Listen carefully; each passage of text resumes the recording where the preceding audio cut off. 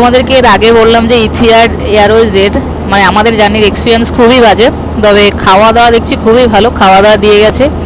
ভেবেছিলাম যে খাওয়া দাওয়া বোধহয় দেবে না, দেখলাম না খাওয়া দাওয়া দিল। আর খাওয়া দাওয়াতে কী দিয়েছে তোমাদেরকে দেখাই। এই যে ভেজ নিয়েছি আমি, পালং পনির, দূর বাবা এটা কি, ভাত, আর এটা হচ্ছে ভেজ। আর এখানে আবার কি দিয়েছে, এই যে দেখো এটা আলুর তরকারি, ভুজিয়ায় দই ফই দিয়ে দিয়েছে রায়তার মতন, এটা রসগোল্লা দিয়েছে, বাটার এটা, আর সাথে কফি। আর ভাই নিয়েছে কি, তুই কি নিয়েছিস? নন ভেজ না? ভাই নিয়েছে নন ভেজ, এই যে চিকেন দিয়েছে না, এগুলো চিকেন ফিকেন দিয়েছে ওর, এগুলো এটা নন ভেজের আইটেম, এগুলো সব সেম। কফি দিয়েছে। আর আর দেখলাম না পুরো ইমার্জেন্সির মধ্যে দিয়ে দিয়েছে সিট আমাদের। খুবই বাজে এক্সপিরিয়েন্স, মানে সিটের দিক দিয়ে, মানে এরকম যে ইথিহাড করবে টাকা দিয়েছে সিট দেয়নি, এটা তো ভাই বারবার বলবো, বারবার তো বলবোই।